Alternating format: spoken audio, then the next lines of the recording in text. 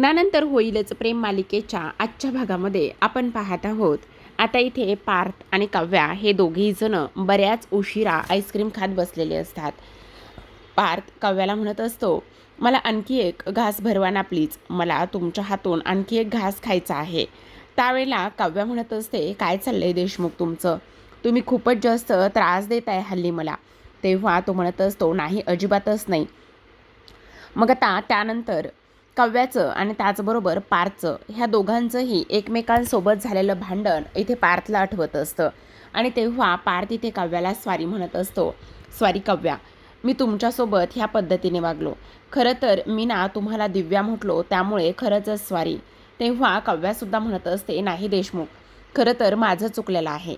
खरं तर मी तुमच्यावर फार ओरडले, खूप जास्त रागराग केला.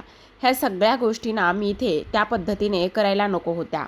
खरंच पार्थ, त्या सगळ्यांसाठी मी खरंच तुम्हाला मनापासून स्वारी म्हणते.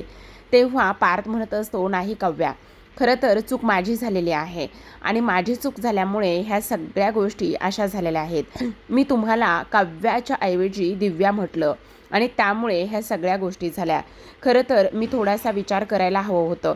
मी असं हे सगळं काही एकदमच बोलायला वगैरे नको होतं. असं सुद्धा आता इकडे हा जो काही पार्थ आहे तो इथे बोलत असतो. मग आता काव्या म्हणत असते, नाही पार्थ, तुम्हाला एक गोष्ट सांगू का, आम्ही लहान असताना काय झालं, मी ना शाळा त्याचबरोबर क्लास, मग मी जास्त घरी नसायचेच आणि ताई मात्र नेहमी सतत घरी असायची. आणि जेव्हा ताई नेहमी सतत घरी असायची ना, आईच्या तोंडून सतत नंदिनी नंदिनी असं नाव निघायचं आणि ती मला बोलताना सुद्धा नंदिनी असंच नाव काढायची. त्यामुळे माझा रागराग व्हायचा, माझी चिडचिड व्हायची आणि मला असं वाटायचं की आई असं का बरं बोलते. कारण तेव्हा मला माझ्या ताईनं समजावलं. तिने मला सांगितलं की अगं काव्या, त्याचं काय आहे ना, हे बघ, मी सतत घरी असते आणि त्यामुळे आई मला सतत नंदिनी नंदिनी असा आवाज देत असते, बोलत असते आणि त्यामुळे तिला असं झालेलं आहे. एकदा आपल्याला एखादं मूल समोर असलं किंवा एखादी व्यक्ती समोर असली की आपण अनावधानाने सुद्धा नंदिनी किंवा असं त्या नावाने बोलून जातो. तेव्हा मला ताईनं समजावलं. आणि देशमुख, काय झालं आहे ना, तुम्ही ऑफिसमध्ये असता आणि ऑफिसमध्ये असताना ह्या सगळ्या गोष्टी होणारच. घरच्यापेक्षा जास्त ऑफिसमध्ये तुमचा वेळ जातो आणि त्याचबरोबर तिथे ही सुद्धा असते, दिव्यासुद्धा. मग तिथे दिव्या असल्या कारणाने तुमचं हे सगळं बोलणं अगदी साहजिकच आहे ना. मला त्या सगळ्या गोष्टीचं अजिबात वाईट वाटलं नाही.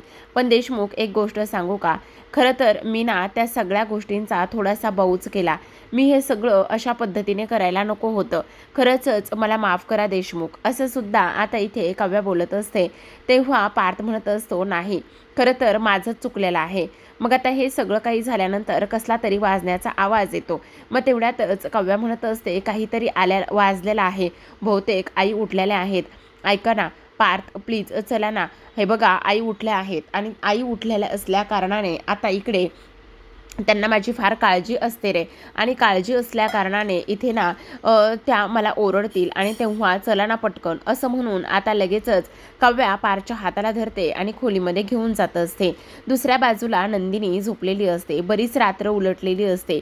तिचा हात सहज जीवाच्या बाजूला जातो आणि तेव्हा पाहते तर काय, तिथे जीवा नसतो. मग आता नंदिनीला थोडीशी काळजी वाटते. नंदिनी विचार करत असते नेमकं काय झालेलं असेल आणि त्याचसोबत जीवा इथे नाही आहे, जीवा नेमके कुठे गेले असतील असा ती विचार करते.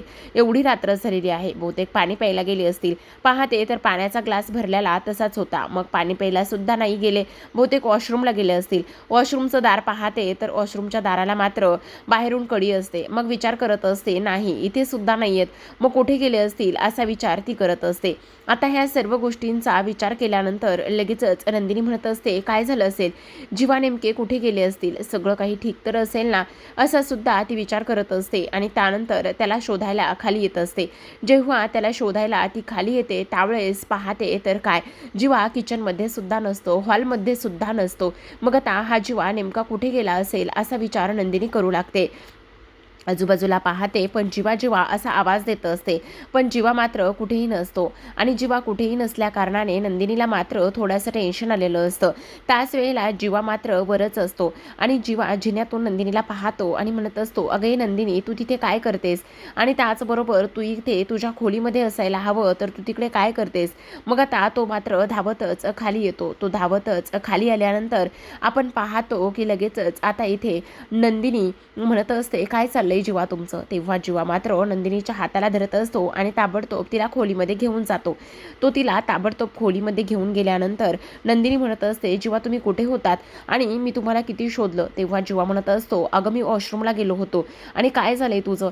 तेव्हा आता नंदिनी म्हणत असते, नाही जीवा तुम्ही वॉशरूमला गेला नव्हतात. अगं वॉशरूमलाच गेलो होतो. आणि जीवा तुमचे डोळे असे का झालेले आहेत, लाल का झालेत?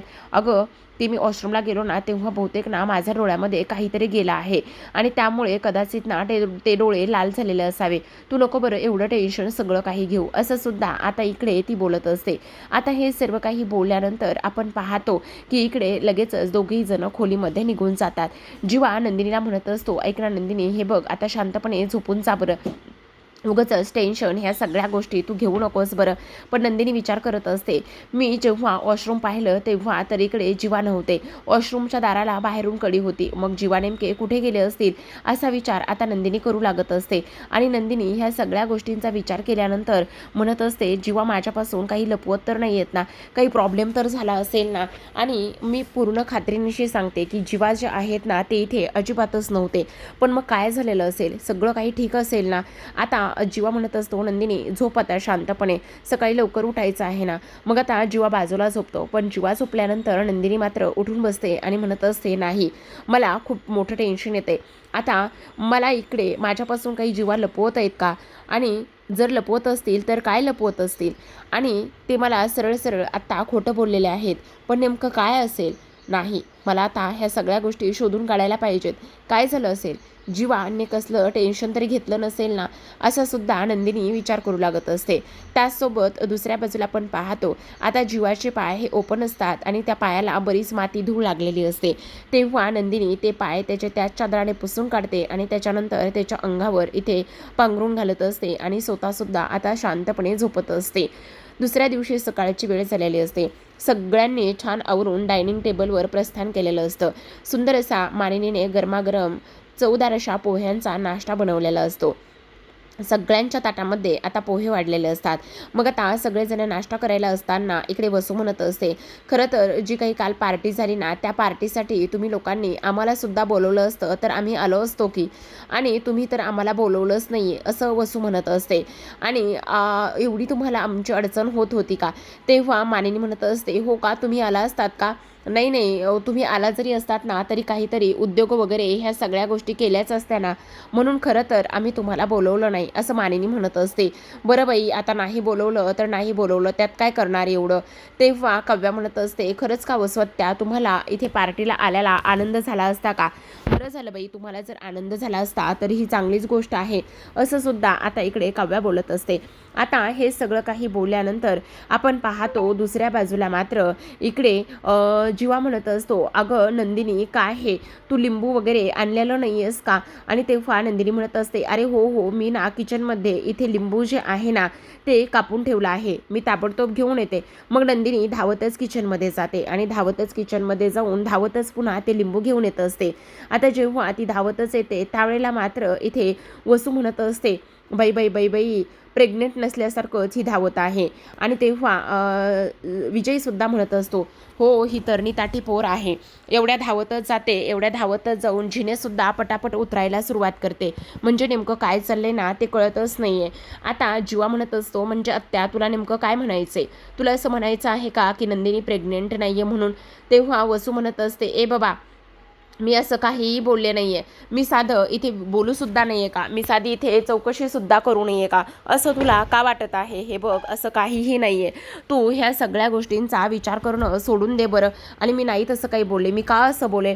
तेव्हा जीवा म्हणत असतो, मग तेच तर, तुला असं वाटतंय का की नंदिनी खोटं पोट लावून फिरत आहे आणि ती प्रेग्नेंट नाही आहे म्हणून?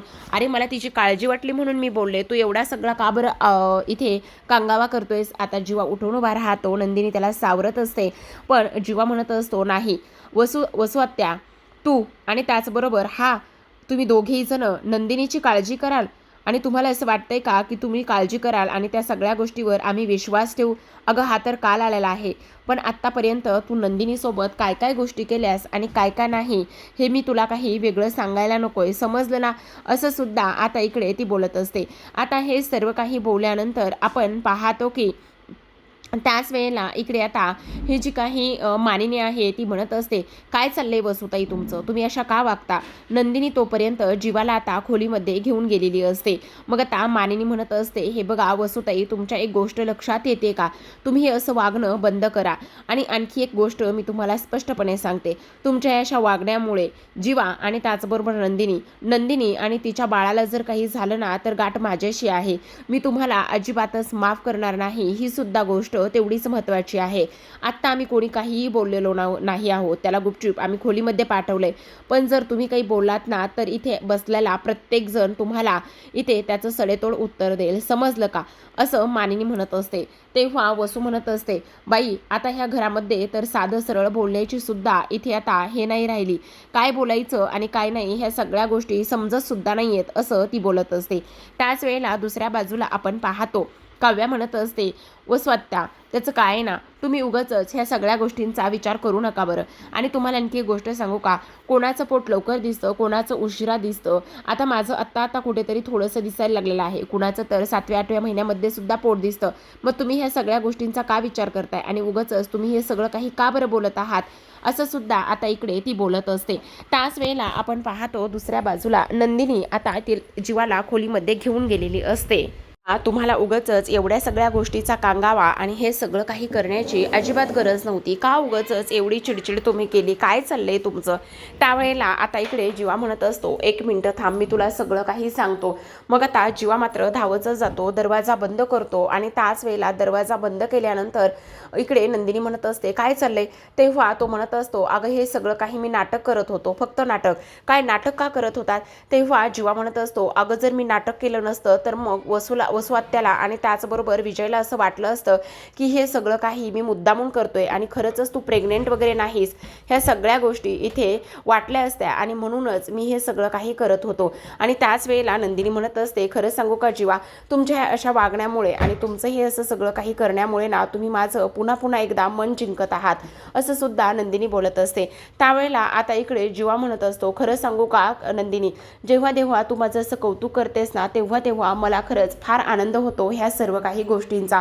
खरंच तुला जेवढं बोलावं आणि जेवढं काही सांगावं ना तेवढं फारच जास्त कमी आहे, असं सुद्धा आता इकडे तो बोलत असतो. आता हे सर्व काही बोलणं झाल्यानंतर आपण पाहतो की इकडे जीवा म्हणत असतो, ऐक ना नंदिनी, तुला एक गोष्ट सांगू का?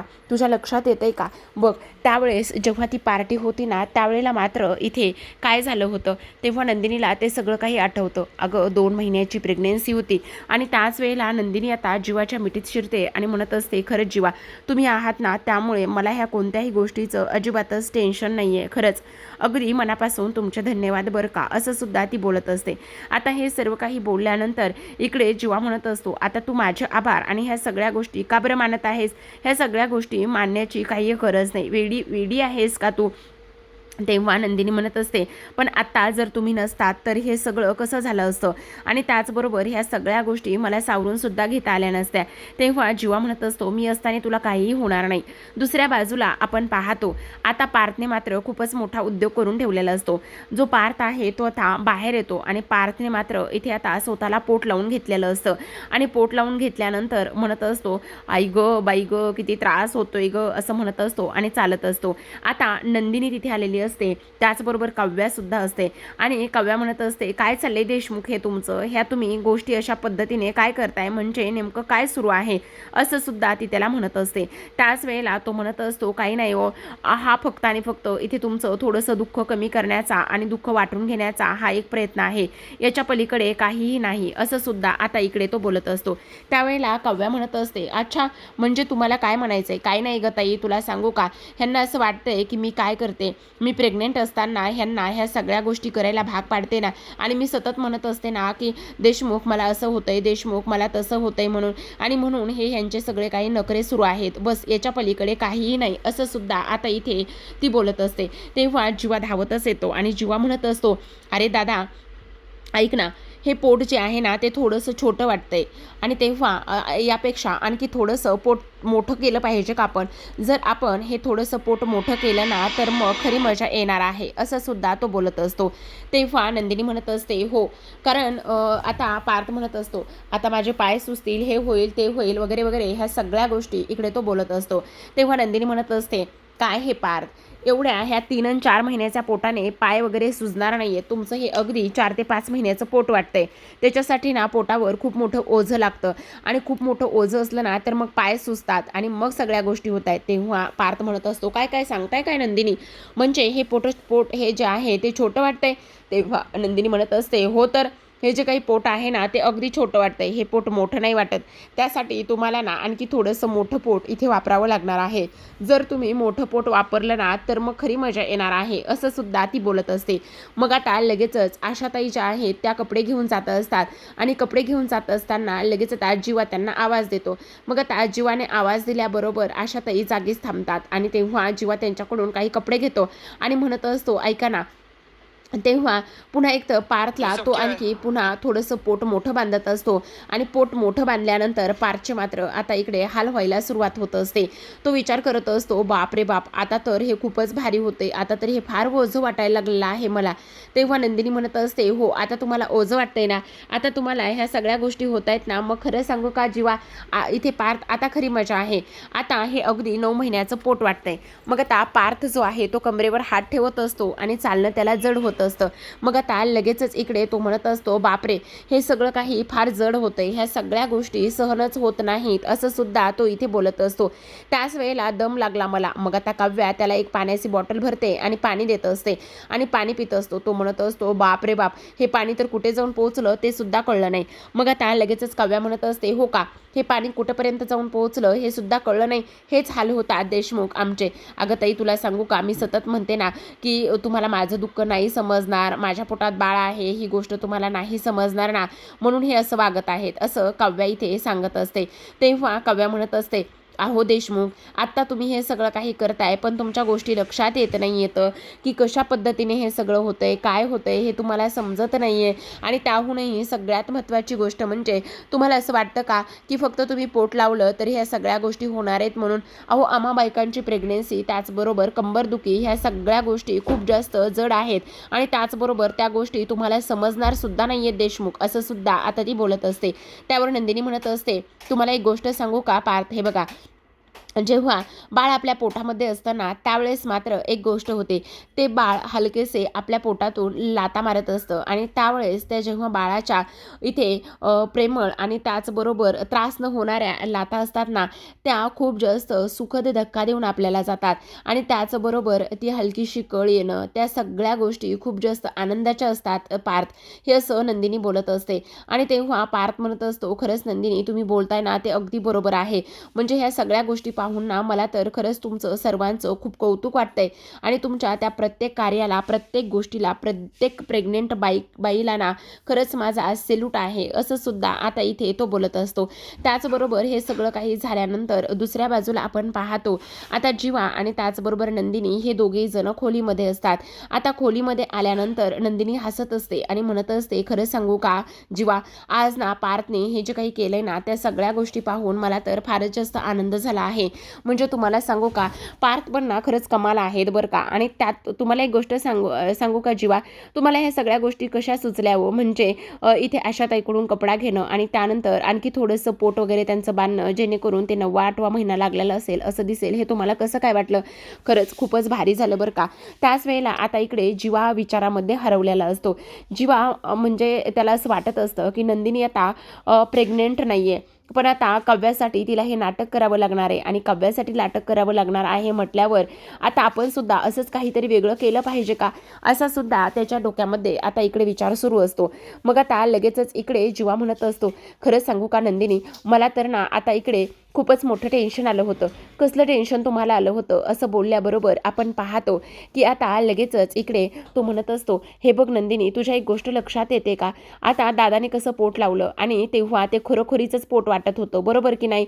त्याच वेळेला आता नंदिनी म्हणत असते, हो बरोबर, अगदी खरोखरीचंच पोट वाटत होतं आणि मला तर इथे विश्वासच बसला नाही की ते प्रेग्नेंट वगैरे नाही आहेत म्हणून, किंवा ते खोटं पोट आहे म्हणून. खरं तर ह्या गोष्टी ज्या आहेत ना त्या फारच कमालीच्या होत्या, असं सुद्धा आता इकडे तो बोलत असतो. त्याचबरोबर आता जेव्हा म्हणत असतो, पण नंदिनी ऐक ना, जेव्हा आपण त्या दिवशी तो कार्यक्रम केला होता त्या कार्यक्रमामध्ये अर्पिताताई काय बोलल्या होत्या की इकडे तुझं हे जे काही पोट आहे ना ते पोट वाटतच नाही आहे. म्हणजे सुरुवातीला इकडे 2 महिन्याचं पोट दिसत नसतं, बरोबर की नाही? आणि सेम तसंच आता 2 महिने झाले, 3 महिने झाले, मग लगेच जीवा धावतच जातो आणि दरवाजा बंद करत असतो. मग आता नंदिनी म्हणत असते, काय झालंय जीवा, तुम्ही असं दरवाजा का बरं बंद केलाय? तेव्हा तो म्हणत असतो, थांब थांब जरा, मी तुला सांगतो ना काय होतंय ते. मग आता ती म्हणत असते, काय झालंय ते तरी सांगा. मग आता लगेच जीवा म्हणत असतो, ऐक ना, आता बघ ना, दादाने कसं मस्त असं नाटक केलं, म्हणजे आता आपल्याला हे नाटक किती कंटिन्यू करायचं आहे? म्हणजे आता काव्याला 3रा महिना आहे, म्हणजे जवळपास आपल्याला हे नाटक जे आहे ना ते पुढे 6 महिने तरी कंटिन्यू करायचं आहे. असं म्हटल्याबरोबर आता लगेचच इकडे नंदिनी म्हणत असते, हो 6 महिने तरी आपल्याला हे नाटक कंटिन्यू करायचं आहे. मग त्याच वेळेला आता इथे जीवा म्हणत असतो, मग ठीक आहे, आपण ना खोटं पोट लावूयात. आपण जर खोटं पोट लावलं ना तर सगळ्या गोष्टी व्यवस्थित होतील. आणि तेव्हा नंदिनी मात्र इथे चिडते आणि म्हणत असते, 1 मिनिट जीवा देशमुख, तुमची हिंमत कशी झाली हे सगळं काही बोलण्याची? आणि त्याचबरोबर तुम्ही समजता कोण स्वतःला? खोटं पोट वगैरे असलं मी काही लावणार नाहीये, समजलं का तुम्हाला? माझ्या पोटामध्ये 2 महिन्याचं बाळ होतं. त्यावर तो म्हणत असतो, नंदिनी समजतंय मला, खरंच समजतंय मला. खरं सांगू का, इथे तुझे हे हाल आणि त्याचबरोबर 2 महिन्याचं मिसकॅरेज होऊनही एखादी मुलगी जर खोट्या प्रेग्नन्सीचं नाटक करू शकते. तेव्हा नंदिनी म्हणत असते, हे सगळं मी माझ्या फक्त आणि फक्त बहिणीसाठी करते, बाकी कोणासाठीही मी करत नाही, समजलं का तुम्हाला? त्याचबरोबर इकडे आता जीवा म्हणत असतो, मग मी तुला तेच सांगण्याचा प्रयत्न करतोय नंदिनी, ऐकून घे ना. हे बघ, जर आपल्याला हे नाटक किती दिवस कंटिन्यू करावं लागणार आहे, म्हणजे जवळपास 6 महिने, म्हणजे छोट्या छोट्या पोटापासून आपण सुरुवात करूया. त्यासाठी आपल्याला तशी अरेंजमेंट वगैरे ह्या सगळ्या गोष्टी कराव्या लागणार आहेत. मग आता लगेचच इकडे नंदिनी म्हणत असते, पण हे शक्य नाहीये जीवा, थांब तर तू 2 मिनिटं ऐकून तरी घे ना. ज्या पद्धतीने इकडे आता जीवा नंदिनीला समजावून सांगत असतो त्या पद्धतीने समजावून सांगितल्यानंतर नंदिनीला मात्र त्या गोष्टी सहज समजू लागलेल्या असतात. आता आपण पाहतो इकडे जीवा जो आहे ना तो ब्लॅकबोर्ड घेतो आणि ब्लॅकबोर्ड घेतल्यानंतर लगेचच आता इकडे तो त्याच्यावरती काही गोष्टी नोट डाऊन करत असतो. तो म्हणत असतो, बघ आता 2 महिन्यामध्ये कोणाचं पोट दिसतं तर कोणाचं पोट दिसत नाही. मी तुला ते सेम सांगण्याचा प्रयत्न करतोय. आता त्यानंतर तर तुझं पोट थोडं थोडं दिसायला लागेलच ना. आणि हे बघ, तेव्हा नंदिनी म्हणत असते, पण तुमच्या गोष्टी लक्षात येत आहेत का जीवा? काव्याची प्रेग्नेन्सी, तिची डिलेव्हरी आणि त्याचबरोबर तिच्या एक्झाम, ह्या सगळ्या काही गोष्टी ज्या आहेत ना त्या सगळ्या गोष्टी एकत्रच आहेत आणि म्हणूनच आपण हे सगळं काही करत आहोत ना जीवा. तुमच्या गोष्टी ह्या लक्षात यायला हव्यात ना जीवा, असं सुद्धा आता इकडे ती बोलत असते. तेव्हा जीवा म्हणत असतो, अगं नंदिनी असं काय करतेस? हे बघ, आपण सगळे हे आता काव्यासाठीच करतोय ना, आणि काव्यासाठी करत असताना आपण ह्या सगळ्या गोष्टींचा इथे विचार करायला हवाय नंदिनी. आपण हे सगळं त्याच पद्धतीने आणि त्याच दिशेने केलं तर मग सगळं काही व्यवस्थित होईल. आणि नंदिनी, आता हे सगळं नाटक आपण काव्यासाठी करतोय ना, पण नंदिनीला मात्र ह्या सगळ्या गोष्टींचा त्रास होतो आणि जीवा म्हणत असतो की आता खोटं पोट लावल्याशिवाय पर्याय नाही. तर प्रेक्षकांनो, आजच्या भागामध्ये एवढं. उद्याचा भाग फार इंटरेस्टिंग असणार आहे, तो पाहायचा असेल तर नक्की चॅनलला सबस्क्राईब करा. उद्याच्या भागामध्ये आता इकडे काव्याच्या चोरवटीचा प्लॅनिंग सुरू असतो. खरं तर आता मिथुन काका म्हणत असतात, मी काय म्हणतो, आपण जर चोरवटी तिकडे करण्याऐवजी इथे चोरवटी केली तर खूप छान होईल ना. आणि त्याचबरोबर चोरवटी इथे केली तर सगळ्या गोष्टी आपल्याला एन्जॉय करता येतील. त्याच वेळेला आता इथे काव्या म्हणत असते, हो का, चोरवटी इथे करण्याचा तुमचा हा जो काही प्लॅन आहे तो प्लॅन मला तर आवडलेलाच आहे, पण तरीसुद्धा मग आता इकडे वसू मध्येच टपकते आणि ती म्हणत असते, इथे चोरवटी करण्याचा काही एक संबंध नाही, कारण इथे पहिली चोरवटी जी आहे ना ती मुलीच्या माहेरी असते आणि इथे तुम्ही चोरवटी का बरं करण्याचा निर्णय घेताय, काही त्याची गरज नाही आहे, असं इकडे ती बोलत असते. कारण शारदा आलेली असते आणि त्याचबरोबर आई वडिलांची इथे ऐपत नाही आहे की काय तिकडे माहेरी चोरवटी करण्याची. त्याच वेळेला आता इकडे काव्याला राग येतो. काव्या उठून उभ्या राहती आणि तेव्हा ती इथे वसूला म्हणत असते, 1 मिनिट, तुम्ही माझ्या आईची लायकी वगैरे आणि ऐपत ह्या सगळ्या गोष्टी काढायच्या नाही, नाहीतर गाठ माझ्याशी आहे, असं सुद्धा इकडे ती बोलत असते. त्याचबरोबर आता इकडे चोरवटी तर इथेच होणार असं सगळ्यांनी ठरवल्यानंतर इथे आता नंदिनी सुद्धा म्हणत असते, तुमची हिंमत कशी झाली हे सगळं काही बोलण्याची? हे तिचं जरी सासर असलं तरी सुद्धा चोरवटी इथे सुद्धा आपण करू शकतो ना, मग तुम्ही हे सगळं काही बोलू कसं शकता वसवत्या, असं सुद्धा नंदिनी म्हणत असते. आणि ह्या सगळ्या गोष्टी बोलल्यानंतर लगेचच आता विजय मध्ये चोंबडापणा करत असतो. तो म्हणत असतो, एक मिनिट, इथे चोरवटी करायची का नाही हे जर तुम्ही ठरवत असाल तर तुम्हाला त्यासाठी इथे आत्याबाईंची सुद्धा परवानगी घ्यावी लागणार आहे, कारण आत्याबाईंच्या नावावर हे अर्ध घर आहे. त्यामुळे इथे काय करायचं आणि काय नाही करायचं ह्या गोष्टी तुम्हाला त्यांना सुद्धा विचारून घ्याव्या लागणार आहेत, असं आता इकडे जो विजय आहे तो इथे बोललेला असतो. जेव्हा विजय हे बोलतो तेव्हा जीवाला आणि त्याचबरोबर इथे पार्थला सुद्धा त्याचा प्रचंड राग आलेला असतो. तर प्रेक्षकांनो, पाहत राहा लग्नानंतर होईलच प्रेम. भेटूयात उद्याच्या भागामध्ये. तोपर्यंत धन्यवाद.